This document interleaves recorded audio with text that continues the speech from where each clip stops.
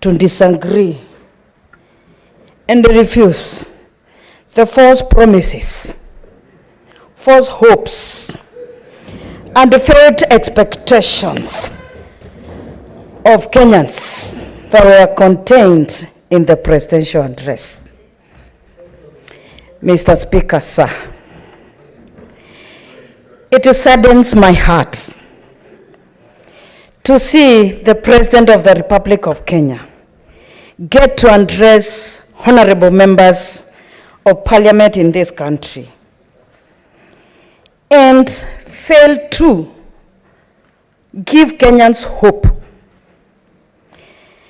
The expectations that Kenyans have had in this new administration.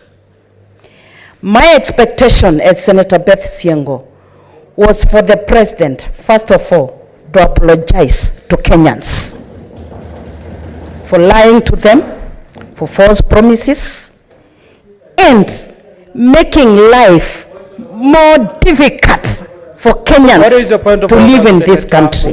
Senator Beth Syengo, kindly take it. This is a house of record, Mr. Speaker. Irrespective of how you feel, whether you like a person, or you cannot use words like lying. It's not parliamentary, Mr. Speaker. And we have already finished 1 year. Some of these things should not be happening, Mr. Speaker. No, you can't say lying. That's not parliamentary, my young daughter. Senator Mungatana, you've made your point of order. Senator Cherengei, kindly hold your horses. Senator Cherengei. Senator Beth Syengo, this is a house of rules and procedure. Yes, sir. I know, and I recognize that. As you make your contribution, kindly be guided by rules and procedure and use parliamentary language. Mr. Speaker, sir, it is good to follow and to use parliamentary language. But when one makes a promise that has never been fulfilled, what do we call that? Mr. Speaker, sir, when Kenyans... Senator Beth Syengo, the reason why I'm guiding you is to help you take your point home by using parliamentary language. If you insist, you know exactly what will befall you. Proceed.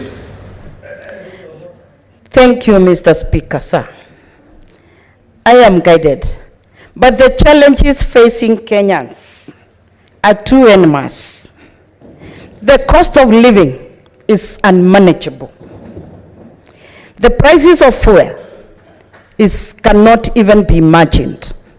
Mr. Speaker, when the President of the Republic of Kenya talks of transforming economy by giving loans and supporting Kenyans to ask for loans where they are expected to repay, this is not a new thing. It has been happening. Kenyans have been living on very difficult conditions of borrowing and repaying those loans. I don't see how it is a new way of transforming the economy. Mr. Speaker, sir, when we talk of giving Kenyans hope, it will start with practical things that the current administration is doing to improve the living standards of Kenyans. Allow me to say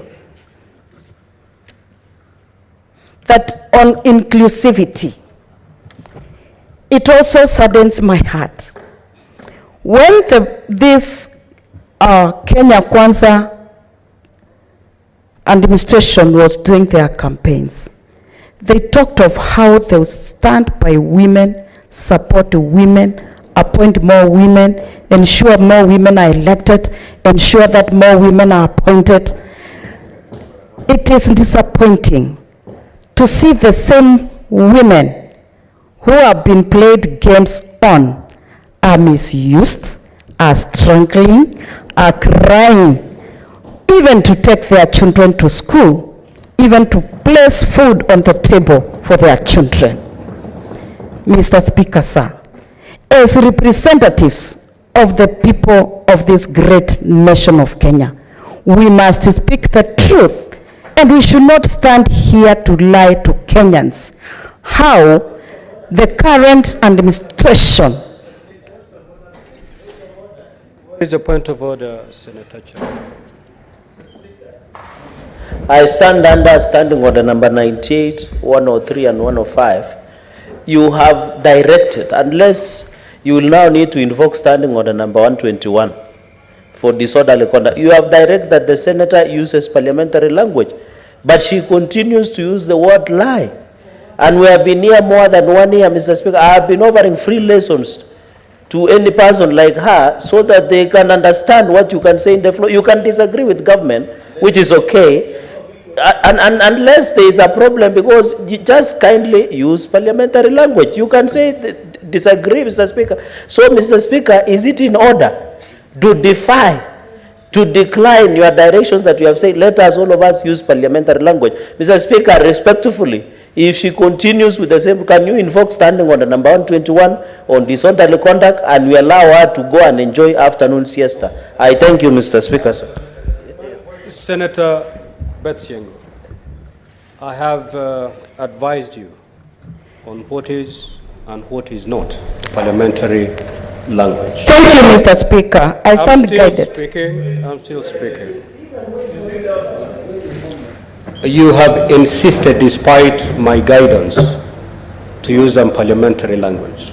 I will therefore proceed to caution you.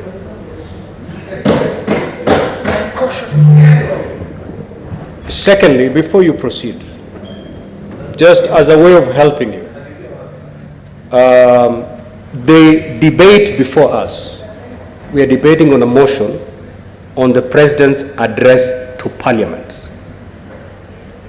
What you ought to debate here, it is the address made by the President.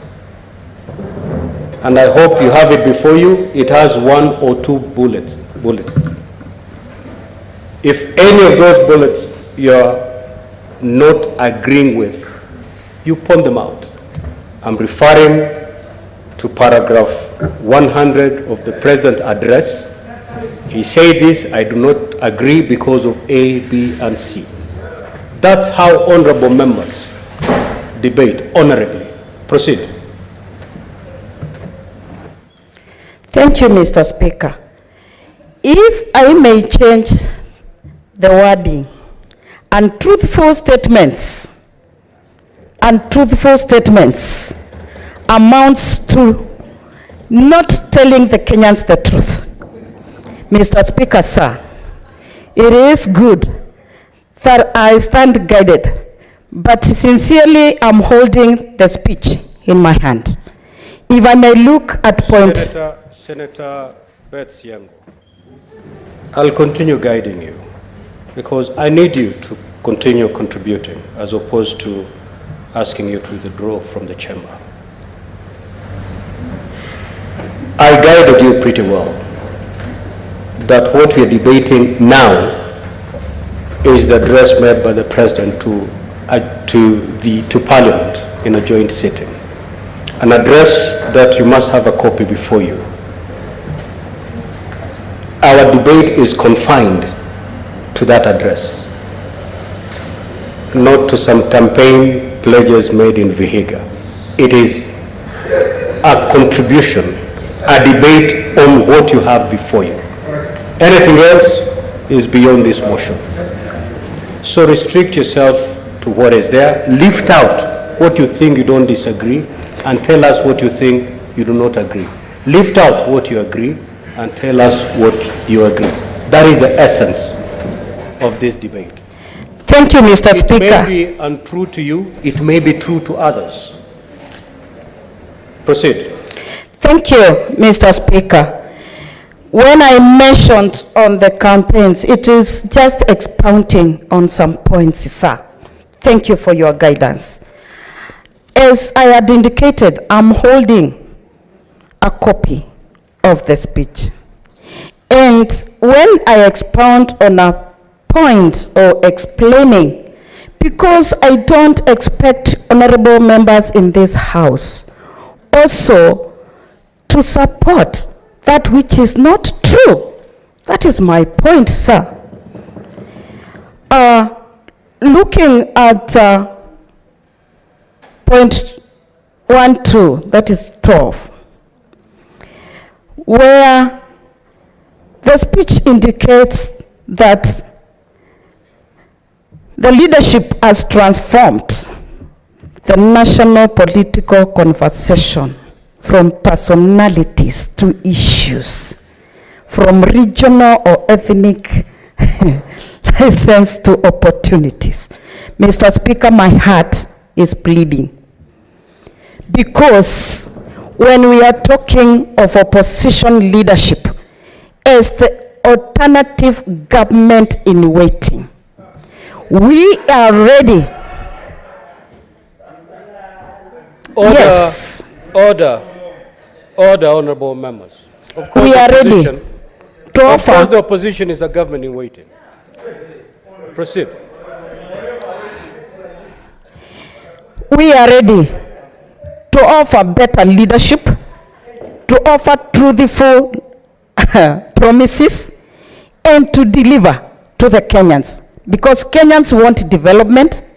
Kenyans want to live a life that they will be proud to be Kenyans, but not to feel downtrodden, depressed, crying every day, worrying of what will be the price of fuel tomorrow be. It is unfortunate. From the speech, point number 14, I would say I disagree with this, because there is a lot of wastage by this government. On Monday, we were treated to a spectacular thing, where we saw people flying from one county to another using chartered planes, choppers, where the costs of hiring a chopper ranges between 200 to 300 thousand Kenyan shillings.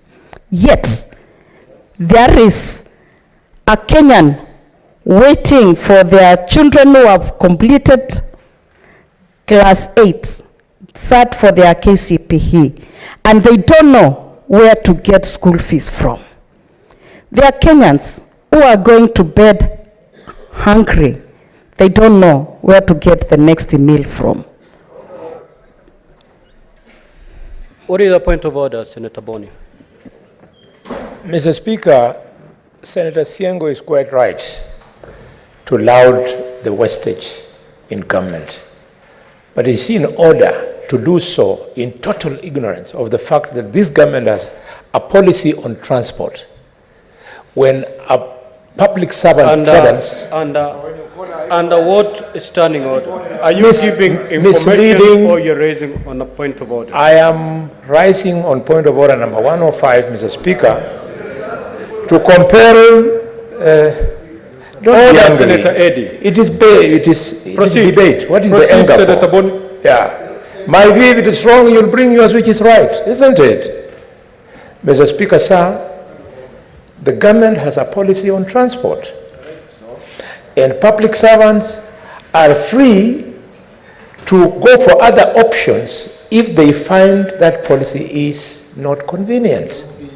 A public servant moving from Nairobi to a function in the periphery has a public vehicle with a work ticket. What is your point of order, Senator Boni? She is misleading the people that we are using state resources to hire choppers when we know that some of our ministers are millionaires. They can afford their own choppers, Mr. Speaker. Senator Beth Syengo, proceed to conclude your remarks, please. Thank you, sir. I'm very sure that Senator Boni Alwale, my good friend, the bullfighter, proceed to make your remarks, Senator Syengo. knows that I am well educated. When he calls me ignorant, Mr. Speaker, sir, I can't understand which standing order allows him to call me ignorant. Mr. Speaker, sir, allow me to conclude by saying that I'm also very sure that Senator Boni Alwale knows that the transport policy that the government may have does not allow wastage in the government for public resources. Thank you, Mr. Speaker, sir. Thank you, Senator